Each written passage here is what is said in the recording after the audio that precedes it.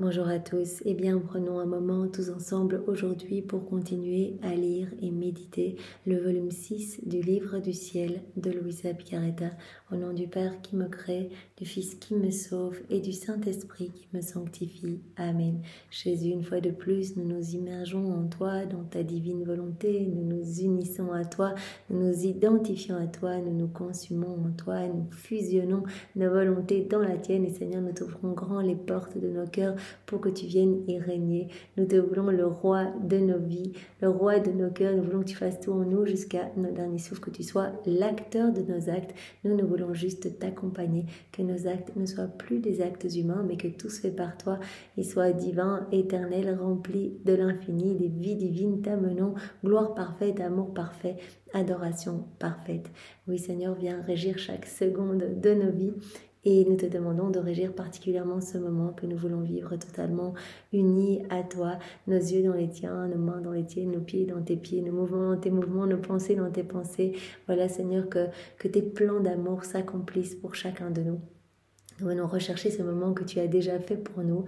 Donc nous savons déjà que ce moment est parfait. Nous venons le rechercher en nous unissant à ta divinité, à ton humanité et à ta volonté. Alors Seigneur, dispose-nous. Viens travailler nos cœurs, enveloppe-nous de ta lumière pour que nous puissions vraiment comprendre ces vérités que tu veux nous donner pour que nous puissions grandir à ta ressemblance dans cette sainteté divine. Viens toi-même réceptionner ces mots bénis et grave-les en lettres d'or dans toutes nos cellules, que nous puissions y penser continuellement, que nous soyons poussés à faire plus d'actes, à nous unir davantage à toi pour que tu puisses grandir en nous, pour que vraiment cette vie du divin vouloir puisse s'épanouir, que ta divine volonté puisse être pleinement souveraine en nous. C'est toi Jésus la divine volonté, donc nous te voulons totalement à l'œuvre, totalement opérant en nous, que nos corps, que nos humanités soient comme des petits voiles te cachant, Seigneur, comme ton humanité était un petit voile cachant ta divinité à l'œuvre. Alors Jésus, parle à travers mes lèvres, envoie sur chacun de nous ton Esprit Saint, que ce moment fait en union avec toi puisse avoir des retombées dans tous les cœurs comme une rosée bienfaisante. Viens Esprit Saint, viens par la puissante intercession du cœur immaculé de Marie, ton épouse bien-aimée. Viens Esprit Saint, viens par la puissante intercession du cœur immaculé de Marie, ton épouse bien-aimée. Viens Esprit Saint, viens par la puissante intercession du cœur immaculé de Marie, ton épouse bien-aimée. Et on fait tout avec cette intention de te glorifier, de te faire plaisir. Tu nous parles tant de la pureté d'intention, tout faire pour te plaire. Alors c'est ce que nous voulons, Seigneur, te ramener des âmes et par ce moment travailler à l'avènement de ton royaume. Alors, nous avons morcelé ce volume 6 comme les autres volumes en chapitres. Le titre du premier chapitre, c'est « Reprends ta place d'enfant de Dieu ». On a vu les caractéristiques des enfants de Dieu et puis on a vu différents points. Jésus qui nous demande de devenir amour, en fait, de devenir comme lui. Il veut que nos vies soient des imitations de la sienne. Et puis, il nous a demandé de nous nourrir de la lumière de la foi, d'espérer toujours, parce que l'espérance va faire grandir en nous cette vie divine. Il nous a demandé d'accueillir la lumière de sa grâce et d'y correspondre, bien sûr. Il nous a demandé d'être obéissant, toujours obéissant à sa très sainte volonté, d'être attentif à sa présence partout, à ne pas l'offenser, attentif aussi à faire nos actes, à ne pas entretenir, alimenter nos faiblesses. Et puis il nous a demandé d'être humble. Voilà, l'humilité, c'est la connaissance de nous-mêmes, reconnaître que sans lui, on ne peut rien faire de bien. Et puis il nous a parlé de cette stabilité, cette persévérance dans le bien. Il nous a appelé à être courageux, à faire nos actes avec constance. Bien sûr, c'est lui qui va venir faire tout cela en nous si on lui donne cette autorisation par nos oui chaque matin et tout au long de la journée en le rappelant dans nos petits actes. Il nous a demandé vraiment de nous détacher de tout, de nous attacher qu'à lui seul, nous élever comme l'aigle en fait s'envole et d'avoir cette acuité visuelle en fait. Il va venir désobstruer nos sens pour que nous ne puissions voir que lui et il va totalement nous spiritualiser. Il nous a demandé de rester en paix, ça c'est ce qui l'empêche de travailler quand on commence à s'agiter, à se troubler, il est comme les mains liées même s'il est en nous, il doit attendre qu'on se calme pour pouvoir continuer son travail. Donc voilà, il nous a vraiment demandé de garder notre paix comme notre plus grand trésor. Évidemment, plus Jésus vit en nous, plus on va ressentir cette paix, puisque c'est lui la paix. Donc vraiment, par nos actes, nous alimentons cette paix en nous, nous alimentons cette joie divine, nous alimentons la vie de prière, la vie de sainteté, nous alimentons l'amour aussi, on devient de plus en plus amour, au plus Jésus grandit en nous. Jésus nous a demandé également de lui faire confiance. La foi sans la confiance, elle est totalement stérile. Et c'est ça qui le glorifie le plus quand on lui fait confiance. Il nous a demandé de tout lui offrir au nom de tous, parce qu'on est une seule famille. Et il nous a demandé aussi d'accueillir toutes nos croix, comme il nous en a déjà beaucoup parlé dans les autres volumes. Parce que la croix, elle va venir incarner Dieu dans notre âme et nous incarner en Dieu. La croix, c'est vraiment un cadeau que Dieu nous fait, un cadeau d'amour, de prédilection qui va rendre notre âme lumineuse, en fait, comme du fer battu. Donc voilà, si l'âme est battue par la croix, elle va devenir comme un miroir dans lequel Dieu aimera se mirer.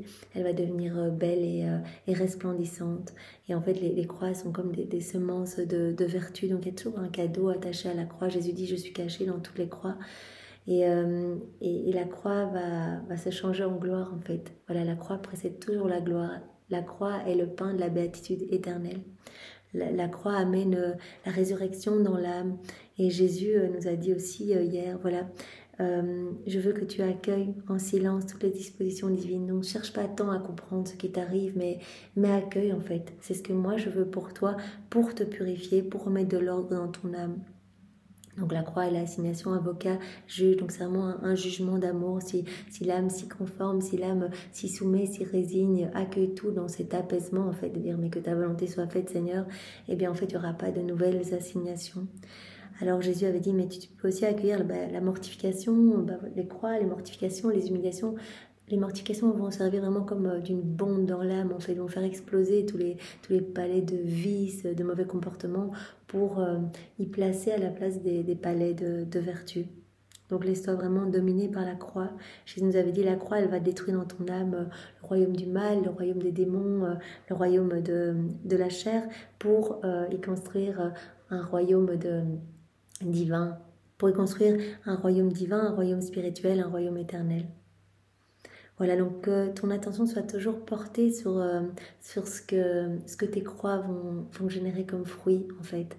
Et reste dans ce total abandon. Donc que ton attention soit portée sur la réalisation de ma très sainte volonté, comme moi j'ai fait toute ma vie, dans cette parfaite obéissance à mon Père. Et cela amène vraiment du repos à l'âme. Et c'est à travers les souffrances, à travers les croix que la vie divine se manifeste vraiment le plus. Alors aujourd'hui, on va attaquer le point 16. Jésus dit, viens vivre dans ma volonté. Alors, comme premier point, Jésus va nous parler de la résignation à sa volonté, qui est le premier pas à faire, parce que la résignation va nous désaveugler complètement, va désaveugler l'âme. À la date du 8 novembre 1905.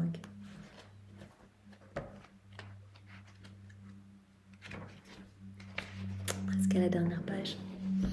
Après m'être donné beaucoup de peine, Jésus vint brièvement et me dit, « Ma fille, à l'âme qui est résignée à ma volonté, il arrive comme à quelqu'un qui, s'approchant pour voir de près une belle nourriture, éprouve le désir de la manger. » Donc, une âme qui est résignée à la divine volonté, c'est le premier pas à faire. C'est comme une âme qui va percevoir au loin la nourriture. Et puis elle va s'approcher, elle va désirer la manger, elle va la manger, la nourriture va se transformer en sa chair et en son sang. S'il n'avait pas vu cette nourriture, il ne l'aurait pas désirée, n'en aurait pas mangé et par conséquent serait demeuré l'estomac vide. Il en va ainsi pour l'âme résignée. Par sa résignation, elle perçoit une lumière divine, comme la personne qui va percevoir la nourriture. Voilà, quelque chose se désobstrue dans ses sens. Par la résignation, donc c'est le premier pas à faire, la résignation à la divine volonté, nos sens se dégagent et on va percevoir la lumière divine, laquelle enlève ce qui l'empêchait de voir Dieu. En voyant Dieu, l'âme désire en jouir et par cette jouissance, elle se sent comme si elle le mangeait, de telle façon qu'elle se sent totalement transformée en Dieu. Donc la résignation est ce premier pas à faire. Donc le premier pas est de se résigner, le second est de désirer Dieu et de faire en tout sa volonté. Le troisième pas, le troisième, c'est de faire de Dieu sa nourriture quotidienne. Et le quatrième, c'est de consumer sa volonté en celle de Dieu. Donc c'est une étape. D'abord, on commence par se résigner. Petit à petit, on se résigne à la volonté de Dieu. Et puis, on désire Dieu, on désire faire en tout sa volonté. Et puis après, on veut faire de Dieu sa nourriture quotidienne. Et puis, on va fusionner, on va consumer notre volonté en Dieu. Mais si on ne fait pas le premier pas, on reste à jeun de Dieu. Donc voilà, Jésus nous dit juste ici, voilà, faire un acte de résignation, c'est déjà un premier pas pour vivre complètement dans ma volonté. C'est le premier pas à faire pour vous laisser transformer. Après, je vous en demande d'autres. Voilà. Alors, Jésus va nous parler encore d'un acte de parfaite résignation à sa volonté à la date du 9 avril 1904.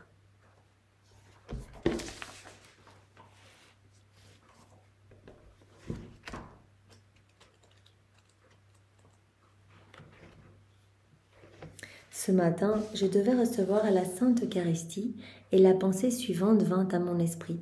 Que dira mon bien-aimé Jésus quand il viendra dans mon âme? Il dira, comme cette âme est laide, mauvaise, froide et abominable. Donc Louisa, elle se voit toujours comme Cativa par rapport à la grandeur de Dieu, par rapport à son amour. On est bombardé de l'amour de Dieu. Elle se sent vraiment ingrate par rapport à tant d'amour. Elle se dit, mais qu'est-ce que Jésus va dire en venant dans mon cœur en fait? Il va se dire, mais comme cette âme est froide, et abominable et mauvaise. Et il fera se consumer les espèces rapidement pour ne pas demeurer en contact avec cette âme si laide. Mais que veux-tu de moi? Malgré que je suis si mauvaise, Jésus, tu dois pourtant avoir la patience de venir, parce que de toute façon, j'ai besoin de toi, et je ne peux pas me passer de toi. Pendant ce temps, Jésus sortit de mon intérieur et me dit, « Ma fille, il ne faut pas t'affliger de cela, il ne faut pas grand-chose pour y remédier. Il te suffit d'un acte parfait de résignation à ma volonté. Un acte parfait de résignation à ma volonté va te purifier de tout. Il te suffit de cet acte parfait de résignation à ma divine volonté pour pouvoir être purifié de toutes ces petites bêtises dont tu parles. Froideur, ingratitude, etc. Évidemment, Louisa n'est pas du tout dans ce cas de figure, mais Jésus dit, voilà, c'est Jésus qui s'adresse à nous à travers elle. Il te suffit d'un acte parfait de résignation à ma volonté pour être purifié de toutes ces petites choses. Et moi, je te dirai le contraire de ce que tu penses. Je te dirai, comme tu es belle, je sens en toi le feu de mon amour et le parfum de mes fragrances. Je veux faire ma demeure perpétuelle en toi. Ensuite, Jésus disparut. Quand mon confesseur vint, je lui racontai tout. Il me répondit que ce que je disais n'était pas exact, parce que c'est la souffrance qui purifie l'âme. Jésus a dit, un acte parfait de résignation à ma volonté va purifier ton âme, ces petites choses que tu ressens. Et le confesseur, quand Louisa lui explique, il dit, mais non, c'est la souffrance qui purifie. Tu nous as parlé, tu m'as dit tout ce que Jésus t'avait dit sur la croix, les mortifications, les souffrances. C'est les souffrances qui purifient, mais ce n'est pas un acte de résignation à la volonté. La résignation n'a aucun rapport avec cela. Donc, après avoir reçu la communion, j'ai dit à Jésus, « Seigneur, le Père m'a dit que ce que tu m'as dit n'est pas exact. Explique-toi mieux et fais-moi connaître la vérité. » Avec bienveillance, Jésus me dit, « Ma fille, quand on parle de péché volontaire, alors il faut la souffrance. La souffrance vient tout réordonner, vient purifier tous les péchés qu'on a fait volontairement. Il faut la souffrance alors pour décaper tout ça. Mais quand on parle de faiblesse, d'imperfection, de froideur ou autre, où l'âme n'a rien mis d'elle-même. Des péchés involontaires, la froideur, des faiblesses, des imperfections, où l'âme n'a rien mis d'elle-même, alors un acte de parfaite résignation suffit pour la purifier complètement. Alors au besoin, l'âme est purifiée, car en faisant cet acte, l'âme rencontre ma divine volonté. En étant parfaitement résignée à Dieu, à sa volonté, eh bien, l'âme va être purifiée. Elle rencontre ma divine volonté qui va purifier la volonté humaine et qui va embellir la volonté humaine de ses qualités.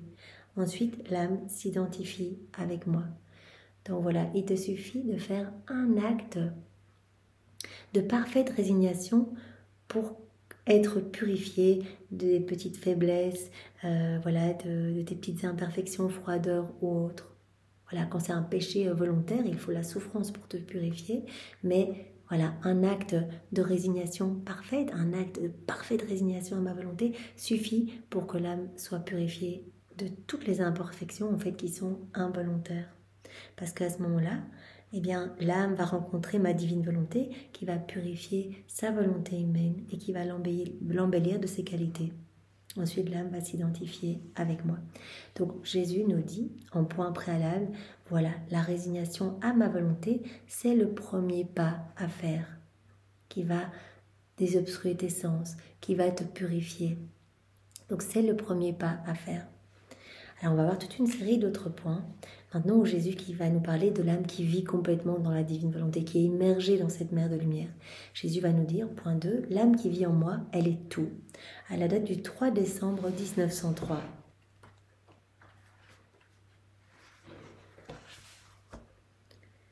Me trouvant dans mon état habituel, mon Jésus béni vint brièvement et me dit, ma fille, toute action humaine qui est effectuée en dehors de la divine volonté, elle met Dieu hors de sa propre création. Tout ce qui est fait dans notre volonté propre, on met Dieu hors de sa création.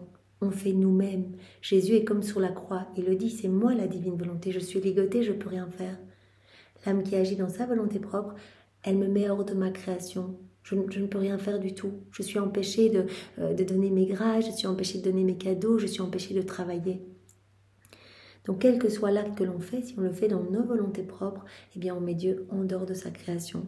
La souffrance elle-même, aussi sainte, noble et précieuse qu'elle puisse être à mes yeux, si elle n'est pas née dans ma volonté, au lieu de me plaire, elle m'indigne et me répugne. Jésus dit, tout doit naître dans ma volonté. Voilà, la souffrance qui me plaît tellement, qui est si belle à mes yeux, si noble et précieuse à mes yeux, si elle n'est pas née dans ma volonté, en fait, elle va m'indigner. Elle va même me répugner. Elle ne me plaira pas du tout. Ô volonté de Dieu, comme tu es sainte, adorable et aimable, avec toi, nous sommes tout, même si nous n'avons rien fait, parce que tu es féconde et que tu donnes naissance à tout ce qui est bon pour nous. Voilà, c'est la divine volonté qui va tout faire en nous si on laisse ce champ libre à Jésus d'agir à partir de notre humanité. Et elle est très féconde, la divine volonté, donc on va faire un acte, c'est Jésus qui va faire en nous, et des milliers d'âmes vont être sauvées, il va nous donner les mérites de toutes ces âmes sauvées, de toutes ces âmes qui vont revenir à lui, etc. Donc on concourt à tout le bien qu'il y a sur la terre et dans le ciel, qu'il peut y avoir sur la terre et dans le ciel. Donc nous sommes les yeux à la bouche des prédicateurs, les mains de ceux qui font des miracles, la sainteté des saints, le courage des martyrs, etc. Parce que toutes les grâces passent par les âmes vivant dans la divine volonté. Toutes les grâces passent par leurs actes, en fait. C'est parce qu'on fait des actes dans la divine volonté que Jésus, à travers nos actes, peut distribuer des grâces au monde, aux âmes du passé, aux âmes du futur, même les âmes qu'on n'a pas connues, nos saints patrons, etc. Eh bien, ils ont acquis peut-être leur sainteté, la force de mourir martyr, la force du dépouillement de tout, etc. Parce qu'aujourd'hui, on fait des actes dans la divine volonté. Ô volonté de Dieu, comme tu es sainte, adorable et aimable, avec toi nous sommes tout, même si nous n'avons rien fait, parce que tu es féconde et que tu donnes naissance à tout ce qui est bon pour nous.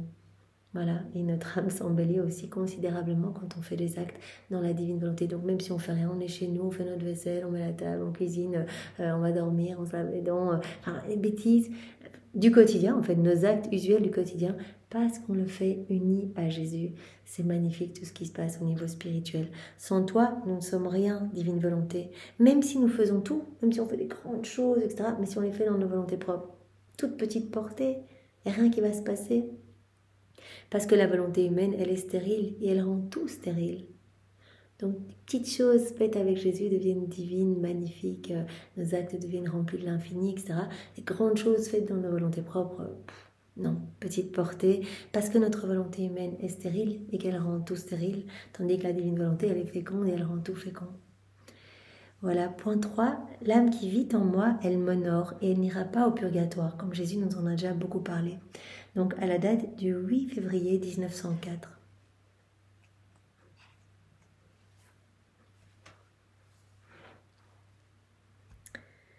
Alors c'est Louisa qui parle. « Je ne veux rien d'autre que ta très sainte volonté, mon doux bien. Je ne regarde ni si j'ai mal, ni si je me réjouis, mais ta volonté, c'est tout pour moi. » Jésus me dit, « C'est ce que j'attends de toi. Cela me suffit. » et me contente. C'est le culte le plus grand et le plus honorable que puisse me rendre la créature.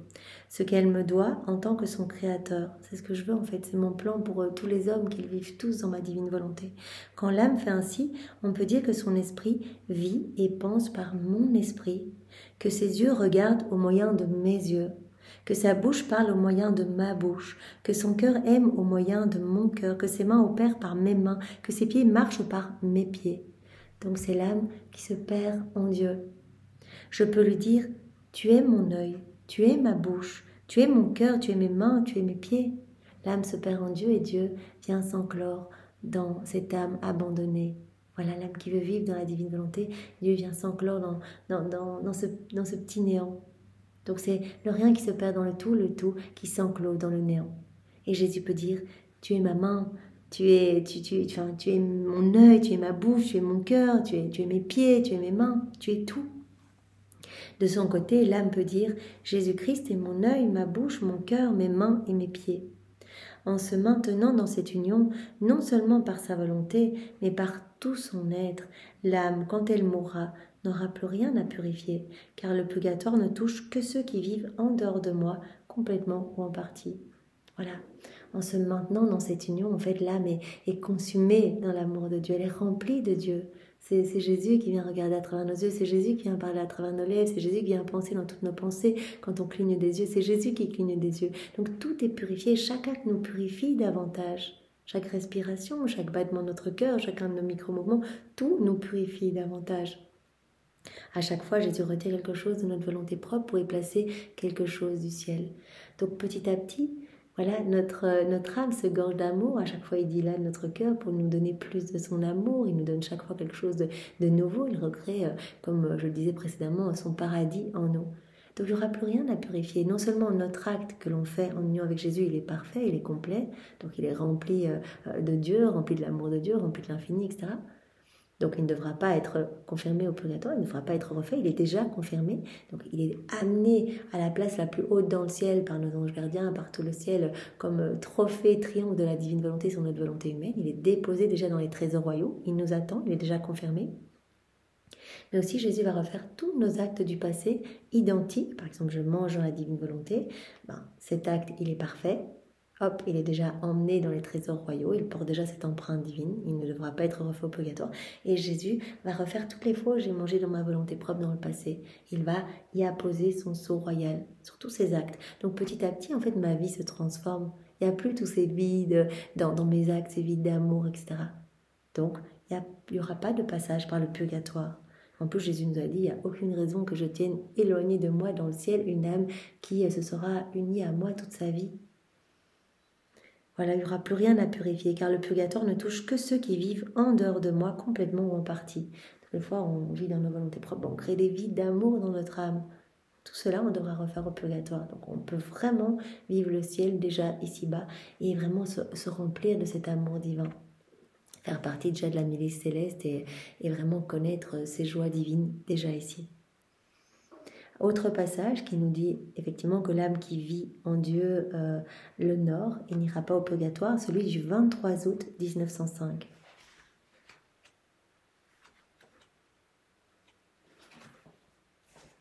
Me trouvant dans mon état habituel, mon Jésus béni m'a dit « Ma fille, si l'âme fait tout pour moi, elle imite ces petits papillons qui tournent sans cesse autour d'une flamme et qui finissent par se consumer en elle. » Petits papillons qui tournent autour d'une lumière et qui finissent par être brûlés en fait par la lumière. Ainsi, quand l'âme m'offre le parfum de ses actions ou de ses désirs, c'est comme si elle tournait autour de moi, elle tourne autour de mes yeux, de mon visage, de mes mains, de mon cœur, suivant les offrandes qu'elle me fait. Seigneur, viens regarder à travers mes yeux, je regarde dans ta divine volonté. Seigneur, j'agis dans ta divine volonté. C'est comme si on tournait autour de Jésus, suivant les offrandes que l'on fait. Elle se consume dans les flammes de mon amour sans toucher aux flammes du purgatoire. Voilà, comme ce petit papillon qui va finalement se consumer complètement, qui tourne autour de la lampe et qui va être comme brûlé par la lampe. Eh bien, nous, on tourne autour de Jésus, on va être consumé par son amour. En faisant nos actes, on tourne autour de Jésus et on est consumé par son amour. Si on est consumé par son amour, il n'y aura plus besoin de passer par le purgatoire. Elle se consume, cette âme, dans les flammes de mon amour sans toucher aux flammes du purgatoire. Alors point 4, l'âme qui vit en moi, elle est identifiée à mon humanité. Donc tout ce qu'elle fait va être identifié à mon humanité. À la date du 12 février 1904.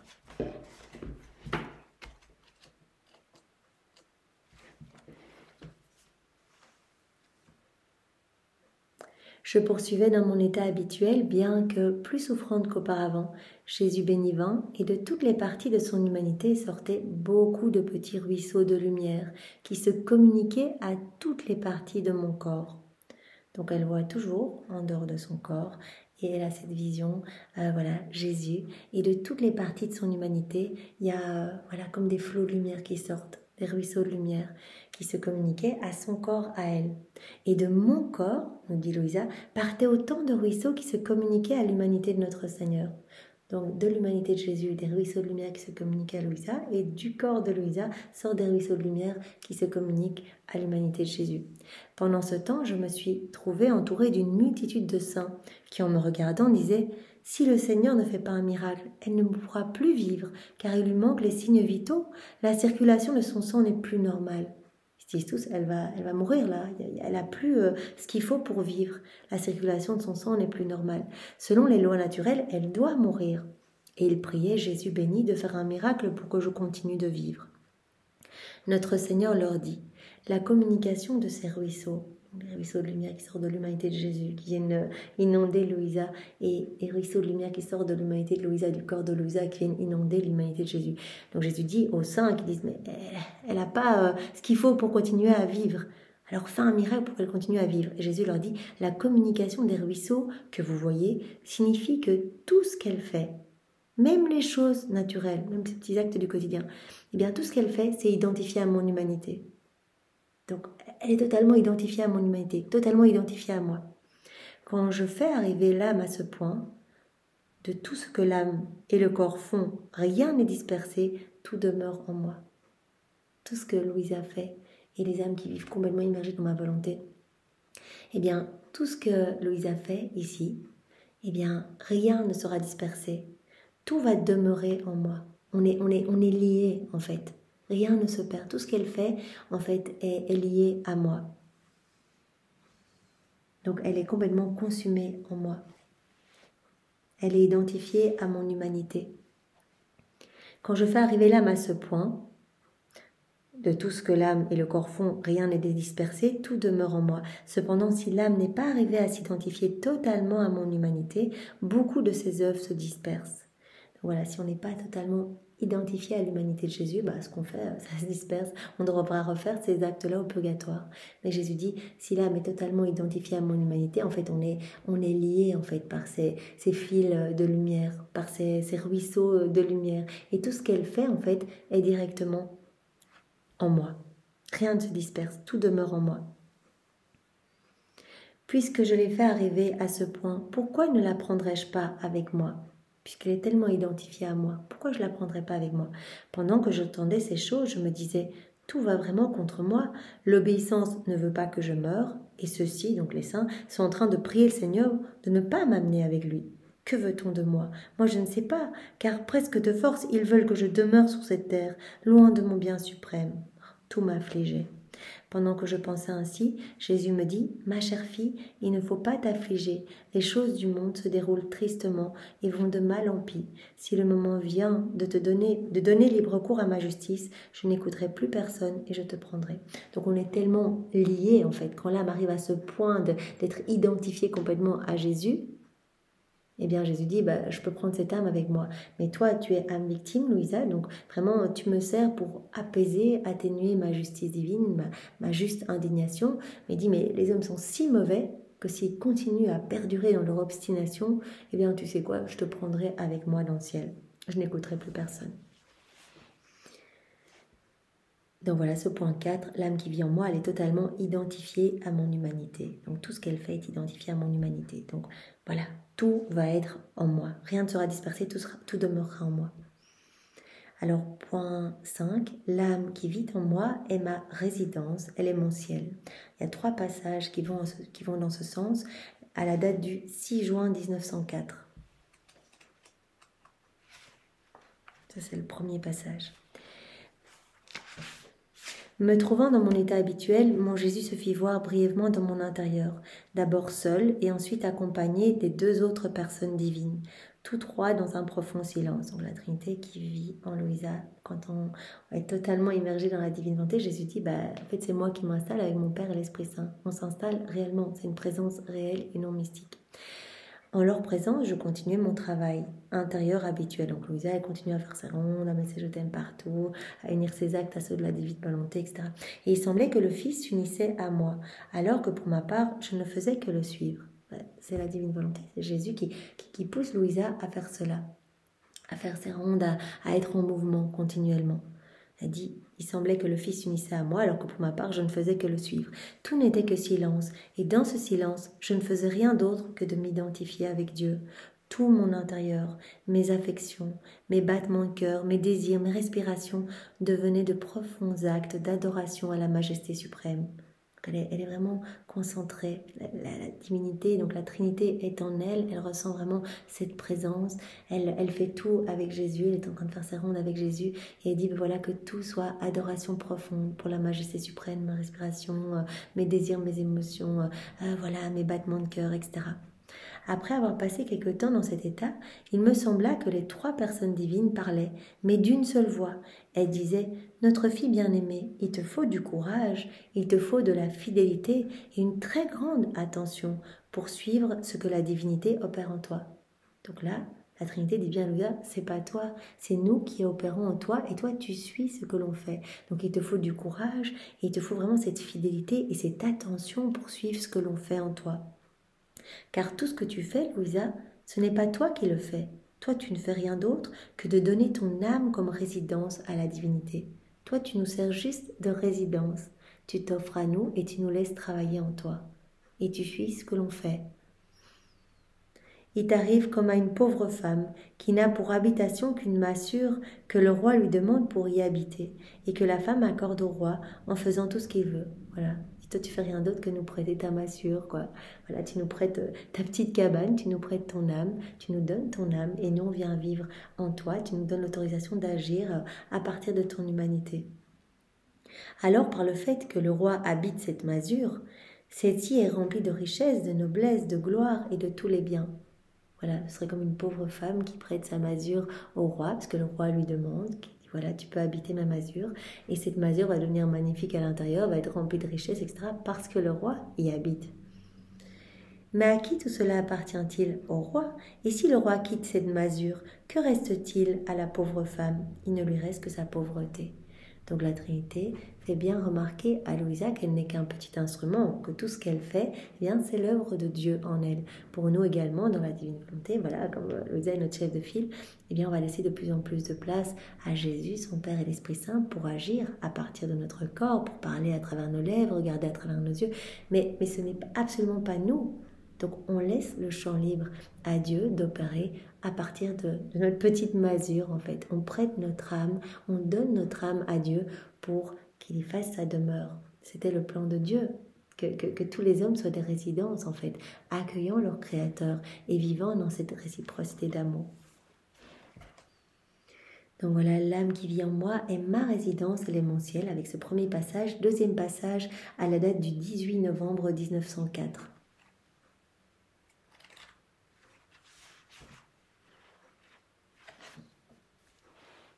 J'étais dans mon état habituel et dès qu'il se présenta, mon adorable Jésus me dit « Ma fille, quand je suis venue sur la terre, mon humanité était mon ciel sur la terre. » Voilà, mon humanité, c'était mon ciel. De même que dans la voûte du ciel, on peut voir la multitude des étoiles, le soleil, la lune, les planètes et l'immensité, le tout disposé en bon ordre, de même mon humanité, qui était mon ciel sur la terre, faisait briller l'ordre de la divinité qui y habitait. Donc mon humanité était mon ciel sur la terre. Il y avait vraiment l'ordre de la divinité qui y habitait, c'est-à-dire les vertus, la puissance, la grâce, la sagesse et le reste. Donc mon humanité, qui était mon ciel sur la terre, faisait briller l'ordre de la divinité qui y habitait. Donc, tout était ordre, tout était simple en Jésus, tout était harmonieux, calme, paix, etc. C'était vraiment l'ordre de la divinité qui habitait dans cette humanité. C'est-à-dire les vertus, la puissance, la grâce, la sagesse et le reste. Quand, après la résurrection, mon humanité est montée au paradis, mon ciel sur la terre devait subsister. Voilà, quand mon humanité est montée dans les cieux, eh bien, je voulais encore avoir un ciel sur la terre.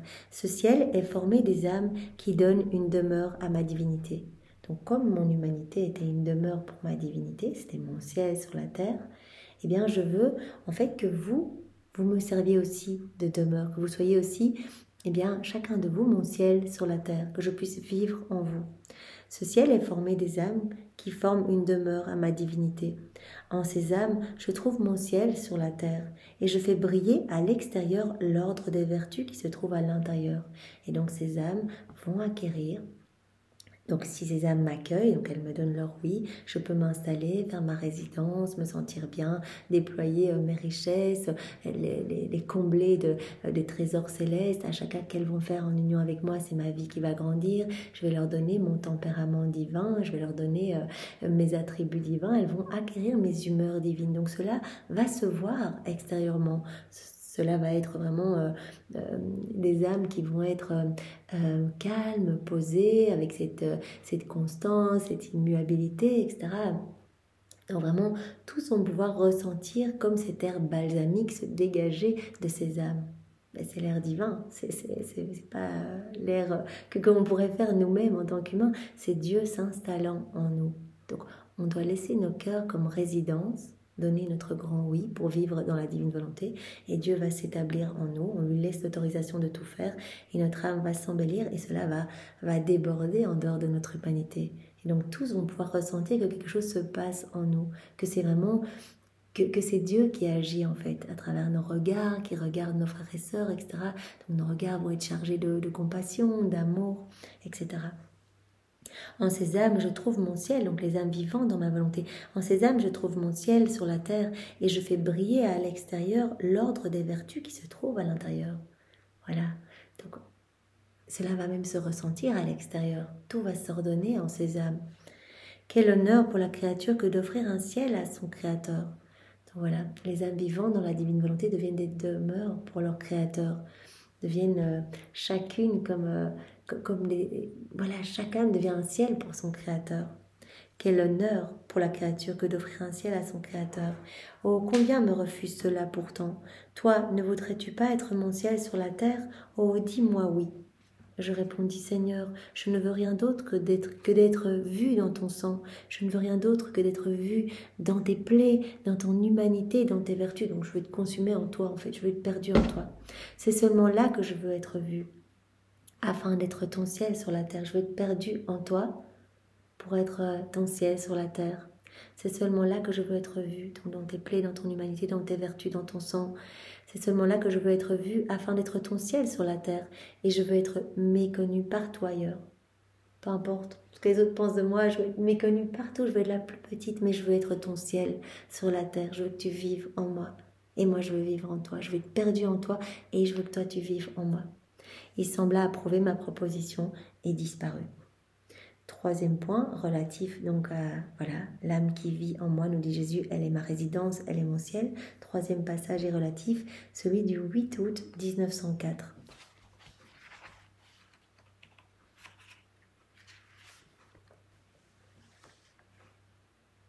Tandis que je continuais de lutter, mon adorable Jésus vint brièvement. Bien que je le sentais près de moi et que j'essayais de le saisir, il m'échappait et m'empêchait presque d'aller hors de mon corps à sa recherche.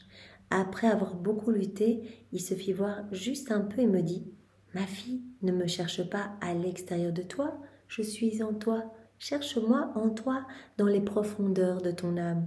Parce que si tu vas à l'extérieur et que tu ne me trouves pas, tu souffriras beaucoup et seras incapable de le supporter.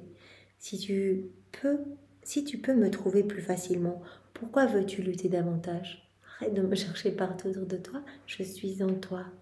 Garde ton regard fixé sur moi, en toi, je suis là. » Je lui dis, mais c'est parce que je pense que quand je ne te trouve pas immédiatement en moi, je peux te trouver à l'extérieur. C'est l'amour qui me pousse à faire ainsi. Donc ce passage nous rappelle que Jésus vit en nous, que si on lui laisse le champ libre, il fait sa demeure dans notre cœur, comme pour Louisa, il prend toute la place dans le cœur de Louisa. Il dit, Louisa, arrête de me chercher partout, arrête de t'affliger, d'être triste quand tu ne me vois pas physiquement à l'extérieur de toi. Je suis là, c'est moi la divine volonté, c'est moi qui travaille en toi. Donc si nous, tous les jours, nous donnons nos oui pour vivre dans la divine volonté, que nous demandons ce cadeau ardemment, mais Jésus prend de plus en plus de place en nous. Donc vraiment, restons unis à Jésus en nous. Alors, point 6, l'âme qui vit en moi est consumée en moi et elle possède ma puissance divine. À la date du 17 juin 1904.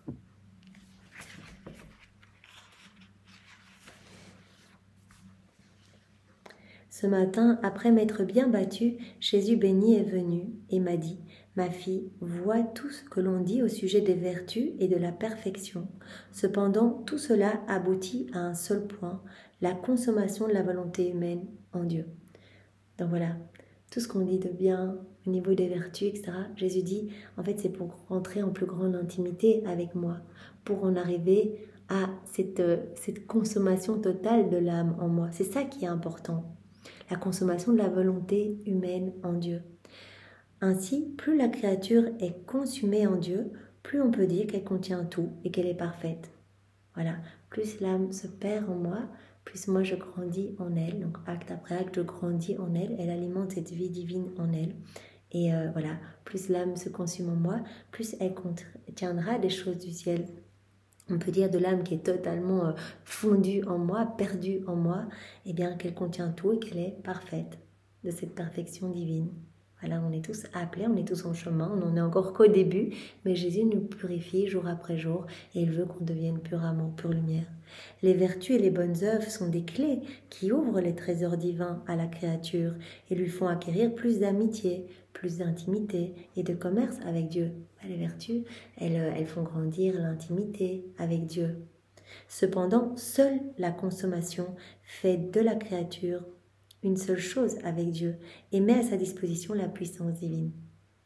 Les vertus, elles vont embellir l'âme, elles vont permettre à l'âme de grandir en amitié avec Dieu, d'ouvrir comme commerce avec Dieu, comme ce qui est mis ici dans ce passage, mais seule cette consommation de l'âme en Dieu, je fusionne ma volonté dans la tienne, va permettre à l'âme d'acquérir la puissance divine. Quand on va agir, c'est Dieu qui va agir en nous. Donc, nos actes vont être vraiment marqués de cette puissance créatrice. Donc voilà. L'âme qui vit en moi est consumée en moi et possède ma puissance divine. Point 7. L'âme qui vit en moi me reconnaît, ne connaît pas d'inquiétude. Donc tout est consommé dans la divine volonté et c'est vraiment son centre, son tout. Donc il n'y a pas d'inquiétude. Elle voit tout comme venant des mains de Dieu. Donc l'âme qui vit en moi ne connaît pas de trouble, d'inquiétude. À la date du 27 juillet 1904.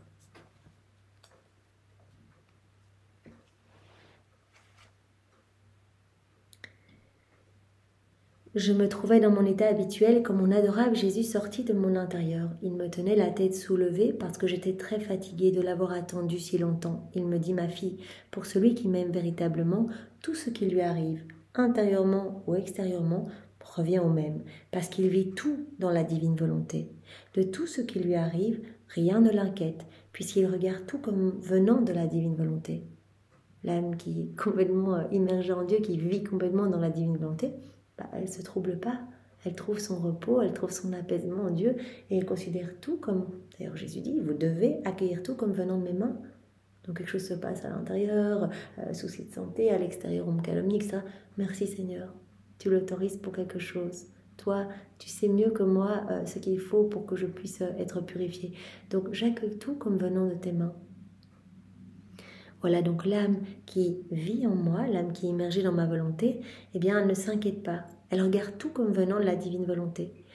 Pour cette personne, tout est consommé dans la divine volonté. Son centre et son but sont uniquement la divine volonté. Elle ne regarde que la divine volonté. Elle accueille tout comme venant de la divine volonté. C'est cet homme vivant dans la divine volonté, se meut toujours en elle, comme à l'intérieur d'un cercle, sans jamais trouver le chemin pour en sortir. Il fait d'elle sa nourriture continuelle. Cela dit, Jésus disparut. Donc voilà, pour celui qui m'aime véritablement, tout ce qui lui arrive, intérieurement ou extérieurement, revient au même parce qu'il vit tout dans la divine volonté. Il se meut toujours dans la divine volonté.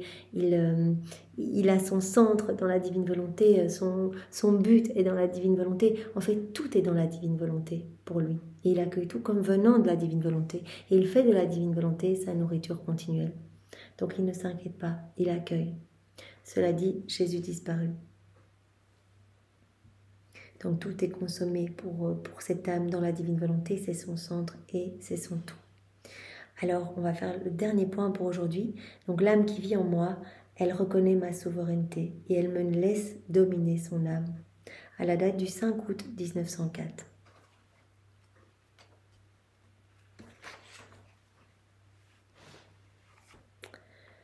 Poursuivant dans mon état habituel, Jésus est venu brièvement en se présentant comme roi et seigneur de toutes choses. Il avait une couronne royale sur la tête et un sceptre de commande à la main. Il m'a dit en latin, j'écris ce que j'ai pu comprendre, « Ma fille, je suis le roi des rois, je suis le seigneur des seigneurs. À moi seul reviennent les hommages royaux que les créatures me doivent. En ne me les rendant pas, elles ne me reconnaissent pas comme créateur et maître de tout. C'est moi le roi des rois, c'est moi le seigneur des seigneurs. Et tous les hommages royaux me reviennent si les âmes ne me reconnaissent pas. En fait, elles ne me rendent pas ces hommages. Donc l'âme qui vit dans la divine volonté, elle va laisser à Jésus cette royauté complète, cette souveraineté complète. Pendant que Jésus disait cela, il semblait tenir le monde dans sa main. Il le tournait et le retournait dans le but que les créatures se soumettent à son autorité et à sa royauté. Je vis aussi comment notre Seigneur gouvernait et dominait sur mon âme, avec une maîtrise telle que je me sentais totalement immergée en lui. Louisa est totalement dans la divine volonté, elle voit que c'est Jésus qui gère tout dans son âme. Elle se sentait totalement immergée en Dieu. Il gouvernait mon esprit, mes affections, mes désirs, comme par un courant électrique. Jésus dirigeait tout et gouvernait sur tout. Voilà. Et donc, on doit regarder Louisa, c'est notre modèle, notre chef de file. Et donc, nous devons laisser à Jésus cette direction complète sur notre âme. Qu'il puisse gouverner notre esprit, nos affections, nos désirs, nos pensées, nos émotions, comme par un courant électrique. Qu'il puisse diriger tout et gouverner sur tout en nous. Donc laissons-lui ce champ libre. Jésus dit, les âmes totalement abandonnées, elles me laissent tout faire. Elles ne m'empêchent pas de travailler. Donc voilà, on va s'arrêter ici pour aujourd'hui. Il y a de nombreux passages, il y en a une vingtaine. Mais voilà, c'est bien déjà pour ancrer ces passages-là. Donc Jésus nous a parlé de la résignation à sa divine volonté, qui est le premier pas à faire, et un acte parfait, de résignation parfaite à sa volonté vient purifier notre âme, en fait, de tout ce qu'il y a d'involontaire. Et la résignation, c'est ce premier pas qui va venir nous désaveugler, en fait, et nous permettre d'avancer plus en profondeur. Alors Jésus a dit, l'âme qui vit complètement en moi, qui vit dans ma volonté, eh bien, elle est tout. Elle m'honore, elle n'ira pas au purgatoire, elle est totalement identifiée à mon humanité, donc tout ce qu'elle fait est identifié à mon humanité. Elle est ma résidence, elle est mon ciel sur la terre, elle est totalement consumée en moi et elle possède ma puissance divine. Cette âme ne connaît pas d'inquiétude parce qu'elle accueille tout comme venant de mes adorables mains. Et pour elle, tout est consumé dans la divine volonté qui est son centre, qui est son but. Et elle reconnaît ma souveraineté. Elle me laisse dominer son âme en fait. Elle me laisse la royauté absolue dans son cœur, sur tout son être. Voilà, et bien c'est très beau Seigneur. Tu nous appelles à venir vivre dans ta divine volonté. C'est ce que nous voulons aussi. Nous savons bien que la divine volonté, ce don, c'est un cadeau que tu veux faire à chacun. Donc vraiment, il suffit que nous te donnions nos oui et tu vas tout faire en nous, en fait, tu vas nous séduire continuellement, tu vas nous pousser, tu vas nous aimanter pour que nous revenions dans ces écrits du ciel et que nous puissions nous sentir brûlés par toutes ces vérités et que nous soyons poussés à la mise en pratique, à faire nos actes. Donc il n'y a que par la mise en pratique, en faisant nos actes, nos rondes, nos réparations, que Jésus va prendre de plus en plus de place en nous et que nous allons nous perdre davantage en lui. Voilà, vivre totalement dans sa volonté et devenir comme lui. Merci Seigneur, sois béni. Pour te remercier, eh bien, nous t'offrons les remerciements même de ta maman, son immaculée conception, nous t'offrons sa pureté, tout ce qu'il y a dans son cœur, chacun de ses actes, tous les actes accomplis dans la divine volonté par Adam dans son état d'innocence, par Louisa. Nous t'offrons également tous les actes d'amour de tous les saints de tous les temps que nous réactualisons pour te donner une gloire nouvelle et pour leur donner une gloire accidentelle. Nous t'offrons l'amour de ton Père, l'amour de l'Esprit Saint, l'amour trinitaire, ton propre amour, tes attributs divins, Seigneur. Voilà, nous t'aimons avec la lumière du soleil, nous t'aimons avec la fraîcheur du vent, avec la douceur de la brise, avec la pureté de l'eau, avec l'humilité de la terre, avec la force des vagues.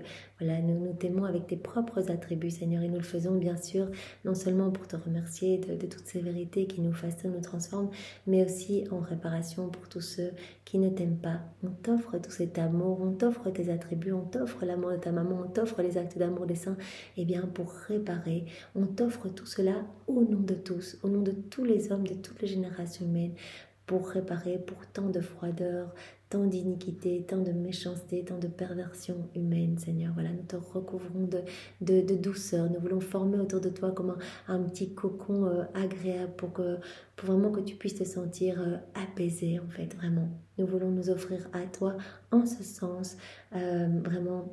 Fais de nous ce qui te plaira et que nos vies puissent être des hymnes d'amour continuellement, des offrandes d'amour pour ta gloire, Seigneur. Sois béni. Au nom du Père et du Fils et du Saint-Esprit. Amen. Soyez tous bénis. Passez une belle journée à tous. Au revoir.